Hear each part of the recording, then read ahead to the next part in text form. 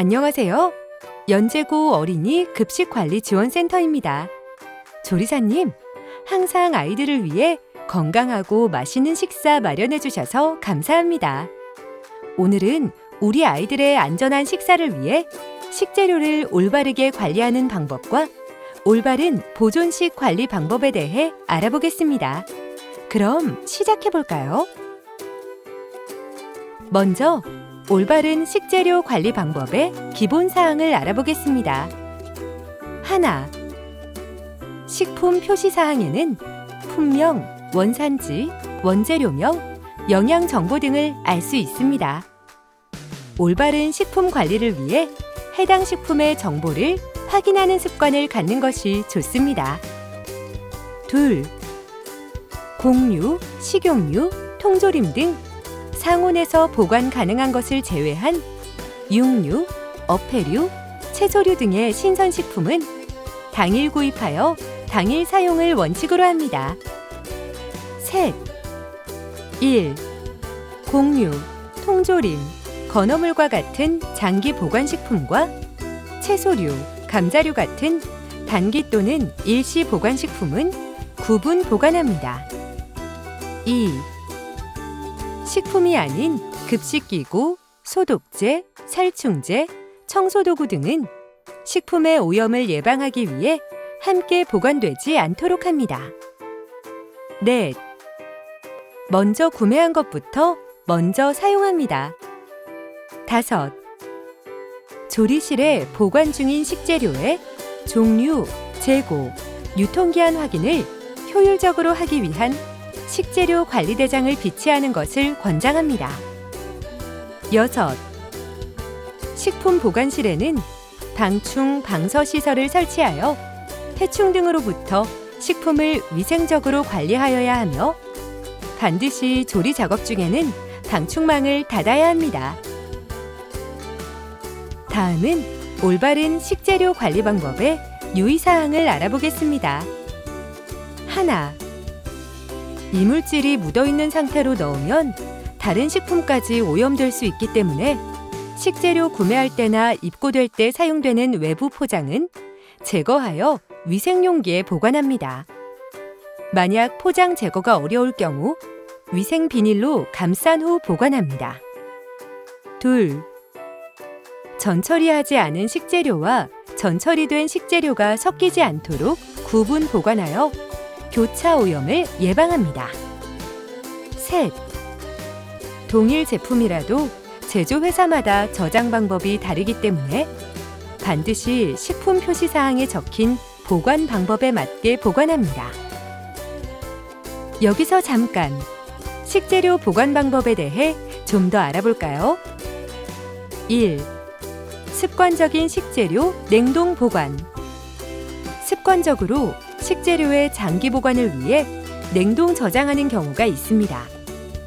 냉동 보관 시 균이 사멸되지 않고 증식이 정지되어 식품의 부패나 변질을 막을 수는 있지만 해동할 때 균이 빠르게 증식하기 때문에 식중독이 발생할 수 있으므로 각 식재료별 올바른 보관 방법으로 식재료를 보관합니다. 2. 올바른 실온 보관 식재료 관리. 실온 보관하여야 하는 식재료는 반드시 실온에 보관합니다.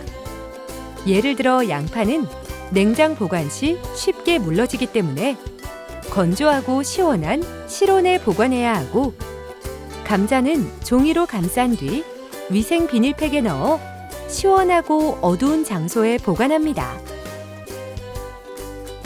다음은 식재료 표시 스티커 활용 방법에 대해 알아보겠습니다.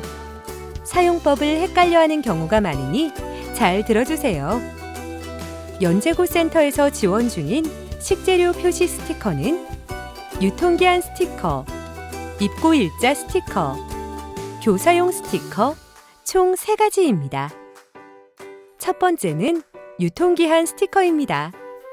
이 스티커는 배추김치, 깍두기 또는 다진 마늘과 같은 자체 제조식품과 전처리 식재료, 그리고 소분한 가공식품에 활용합니다.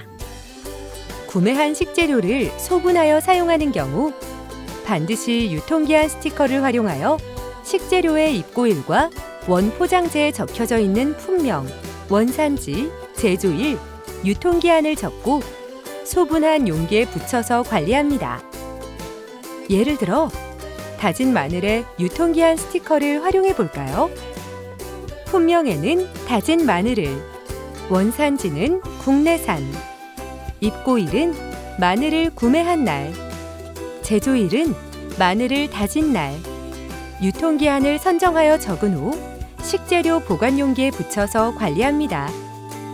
그리고 잊지 말아야 할 것은 소분한 식재료를 모두 소진할 때까지 원포장재는 반드시 보관해야 한다는 점입니다. 두 번째는 입고일자 스티커입니다. 식품 표시사항과 유통기한이 없는 과일, 채소와 같은 가공하기 전 1차 농산물은 입고일자 스티커에 품명과 입고일을 적고 식재료에 붙여서 관리하면 선입 선출하는 데 참고할 수 있어 편리합니다. 예를 들어 배추에 입고일자 스티커를 활용해 볼까요? 품명에는 배추를, 입고일은 배추를 구매한 날짜를 적은 후 배추에 붙여서 관리합니다. 세 번째는 교사용 스티커입니다. 조리실에 보관하는 모든 식품 및 식재료는 교사용이라도 식재료 정보를 가지고 있어야 합니다. 교사용 스티커에 품명, 유통기한을 적은 후 보관 용기에 붙여서 관리합니다. 만약 당일 오전에 조리된 음식을 교사용으로 남겨둔 경우 그 식품은 교사용 스티커를 붙이는데 유통기한은 조리 당일이 되며 소비 후 남은 양은 당일 폐기합니다. 예를 들어 급식으로 조리한 반찬 중 교사용으로 남겨둔 시금치 나물에 교사용 스티커를 활용해 볼까요? 품명에는 시금치 나물을, 유통기한은 당일 조리, 당일 소비 원칙이므로 조리한 날짜를 적습니다. 그리고 당일에 다 소비하지 못한 양은 폐기합니다. 다음은 많은 식재료를 보관하는 냉장고 관리 방법입니다. 하나, 냉장실의 온도는 0도에서 10도씨, 냉동실의 온도는 마이너스 18도씨 이하로 적절하게 관리하여야 합니다. 그리고 냉장고 문에 표시되는 온도는 실제 온도가 아닌 설정 온도이므로 반드시 실제 온도계를 확인하는 온도계를 설치하여 온도 관리를 하는 것이 좋습니다. 조리하는 동안에는 냉장고 문을 수시로 열고 닫고 하기 때문에 정확한 온도를 확인하기 어렵습니다. 오전에 출근했을 때 바로 확인하는 것이 가장 정확한 온도 확인법이라 할 수 있습니다.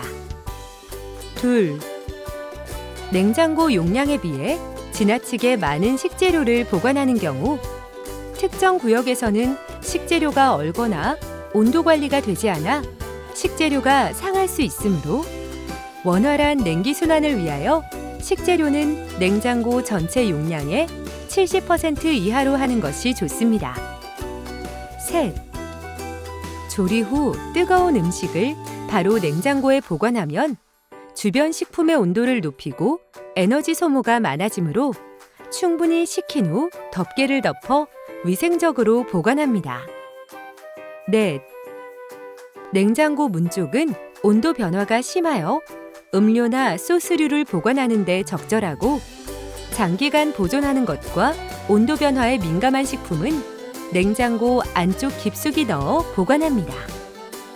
다섯, 식재료 구매할 때나 입고될 때 사용되는 검은 봉투와 외포장을 그대로 보관하는 경우 교차 오염이 발생하므로 투명한 위생 비닐 또는 위생 밀폐 용기에 옮겨 담아 보관합니다. 달걀은 살모넬라균으로부터 교차 오염을 예방하기 위하여 밀폐 용기에 옮겨 담아 보관하고 멸치와 같은 박스째 보관하는 식재료는 투명한 위생 비닐로 전체를 감싸서 보관하거나 위생 밀폐 용기에 옮겨 담은 후 보관합니다. 여섯, 전 처리를 하지 않은 식재료와 조리된 식품을 구분 보관하여 교차 오염이 발생하지 않도록 전처리 전해 식재료는 아래 칸에, 조리된 식품은 위 칸에 보관합니다. 7. 일주일에 한 번씩 냉장고 내부 성해를 제거하고 수시로 안팎을 청소하여 냉장고를 청결하게 관리합니다. 다음은 식재료 보관실의 관리 방법입니다. 하나, 식품과 비식품은 구분 보관합니다. 특히 청소도구, 세척제, 소독제 등은 식재료를 오염시키지 않도록 별도 공간에 보관합니다. 2. 보관된 식재료는 반드시 선입선출하여 사용합니다. 3. 식품은 오염 예방을 위해 바닥과 벽으로부터 15cm 이상 띄어 이격 보관하고 항상 정리정돈 상태를 유지합니다. 4. 식재료를 소분하여 사용할 때는 반드시 유통기한 스티커를 활용하고 유통기한이 지난 것은 폐기 처분합니다. 소분한 식재료는 모두 소진할 때까지 원포장재를 반드시 보관하여야 합니다. 유통기한은 그림과 같이 제품마다 표시 위치가 다릅니다. 특히 밀가루는 유통기한이 가장자리에 표시되어 있기 때문에 개봉 시 훼손되지 않도록 주의합니다. 5. 통풍과 채광 조절이 용이하도록 배치하되 직사광선은 피하고 창고의 적정 온도는 15에서 25도씨, 적정 습도는 50에서 60%입니다. 다음은 보존식 관리 방법에 대해 알아보겠습니다. 먼저 보존식이란 식중독 사고가 발생했을 때 이를 역학적으로 조사하여 정확한 식중독 원인이 무엇인지 규명하기 위해 필요한 것으로 매회 제공되는 메뉴를 보관하는 것입니다. 식중독 발생 시 정확한 원인 규명을 위한 것이니 폐기량을 아까워하지 마시고 꼭 정확한 양으로 실시해 주세요. 보존식 보관 시 유의할 사항에 대해 알아보겠습니다. 하나, 제공된 모든 메뉴의 1인분 분량인 150g 이상을 마이너스 18도씨 이하에서 144시간 이상 보존식 용기에 보관합니다. 2. 우유, 요구르트와 같은 완제품 형태로 제공한 식품은 유통기한 내에서 해당 식품의 제조업자가 정한 보관 방법에 따라 포장된 원상태 그대로 보관합니다. 셋. 보존식 기록표는 채취 날짜 및 시간, 메뉴, 채취자의 성명을 작성합니다. 넷. 식재료 수급 사정 등으로 메뉴가 변경된 경우 변경되어 제공된 메뉴를 기록합니다.